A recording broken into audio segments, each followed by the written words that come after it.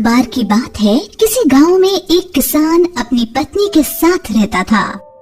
अपना गुजारा चलाने के लिए वो मक्खन की टिक्कियां बेचा करता था। उसकी पत्नी मक्खन की टिक्कियां बनाने में उसका हाथ बढ़ाया करती थी।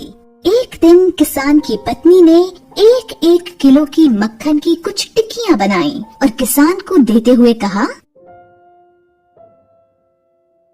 अजी मैंने मक्खन की टिक्कियां तैयार कर दी हैं, शहर जाकर इन्हें बेच आओ। इस पर किसान बोला, ठीक है, मैं जाकर बेच आता हूँ। किसान ने मक्खन की टिक्कियां अपनी पत्नी से ली और शहर की ओर चल पड़ा। वो इन मक्खन की टिक्कियों को एक परचून की दुकान पर बेचता और जो पैसे मिलते थे उनसे उसी दुकान से घर के लिए कुछ सामान खरीदता था। दोनों के बीच काम यूं ही चलता रहा। एक दिन मक्खन की टिक्कियों को फ्रिज में रखते हुए दुकानदार ने सोचा, क्यों ना फ्रिज में रखने से पहले मक्खन की हर टिकिया को तौल कर देख लूं। जब दुकानदार ने टिक्कियों को तोला तो वो हैरान रह गया। हर एक टिकिया 1 किलो की नहीं बल्कि 900 ग्राम की थी, यानी हर टिकिया का वजन 100 ग्राम कम था। उसे किसान पर बहुत गुस्सा आया। बेईमान, धोखेबाज, मैं उसे नहीं छोड़ूंगा।